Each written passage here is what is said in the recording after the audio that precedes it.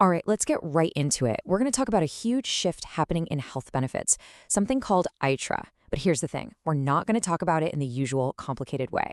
I want you to just forget everything you think you know about health plans for a minute, because we're going to look at this as something totally different, a healthcare operating system. So let's start with a big question. Just think about this. What if your health benefit, the one from your job, isn't really a plan at all? Not in the way we usually think about it. What if it's actually something much deeper, something foundational, kind of working in the background? Seriously, just shifting your perspective on this one thing, it changes everything.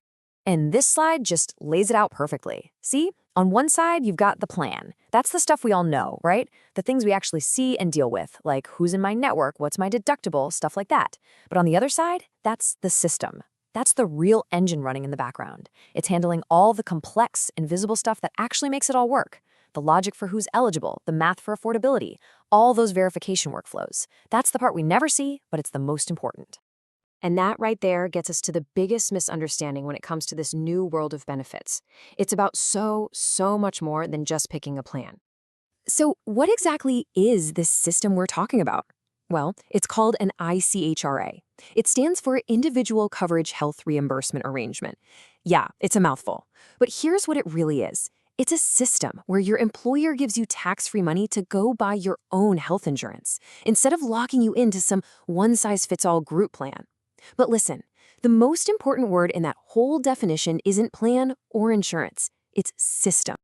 Okay, to really get our heads around this, we're going to take a little detour. Bear with me, because we're going to look at the history of computing. It sounds random, I know, but it is the perfect analogy for what's happening in healthcare today. So think back to the early days of computers. Everyone was obsessed with the hardware, right? It was all about bigger machines, faster chips. But focusing only on that, well, it led to massive problems. The systems were constantly crashing, data was fragmented all over the place, it was a total mess. The real game changer wasn't a faster piece of hardware. Nope, it was the operating system. The OS was the invisible genius that managed all the complicated stuff in the background. The workflows, the updates, making sure everything was compatible. And when it was working right, you didn't even notice it was there. And that is the exact same trap healthcare benefits fell into for decades. The whole conversation was about the hardware of healthcare. Richer networks, bigger insurance carriers, companies were just trying to build a bigger, better, faster machine. But just like with those early computers, the whole system became unstable.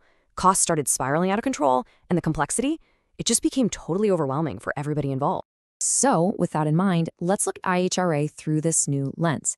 Let's really treat it like a healthcare operating system and break down exactly how its framework is built to work. Okay, this is where it gets really cool, because you can see how each piece of this framework perfectly mirrors a real computer's operating system. First up, you've got the rules engine. Think of this like setting the permissions. It decides who's eligible, what the waiting periods are, all that basic logic. Then you have the financial kernel. This is the core processor, constantly running those critical affordability calculations in the background. Next is the verification layer. This is your security check, basically making sure there's proof of coverage and that expenses are legitimate. Then, of course, there's the user interface. This is the screen you actually see, what the employees interact with, so it has to be clear and easy to navigate. And finally, the most important piece, the orchestration engine. This is the conductor of the whole symphony, often run by a TPA, a third-party administrator. Their one job is to make sure every single one of these parts is running in perfect harmony. But just like any piece of complex software, this system can absolutely crash. And when it does, it's almost never because an employee picked the wrong plan. No, the failure happens somewhere much deeper. And this quote really just says it all.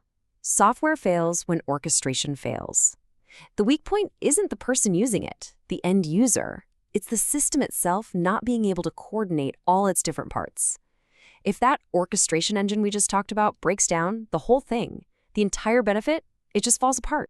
And the fallout from that kind of crash, it's severe. We're talking about huge compliance penalties and risks for the company. We're talking about massive confusion and frustration for employees who are just trying to use their benefits. You risk the entire benefit program just failing to get off the ground, and then everyone loses those amazing tax advantages. So the bottom line is, getting the system's architecture right from the very beginning is absolutely critical. Which brings us to probably the most important takeaway of this whole thing, a totally new way to think about what the real goal of modern health benefits should be.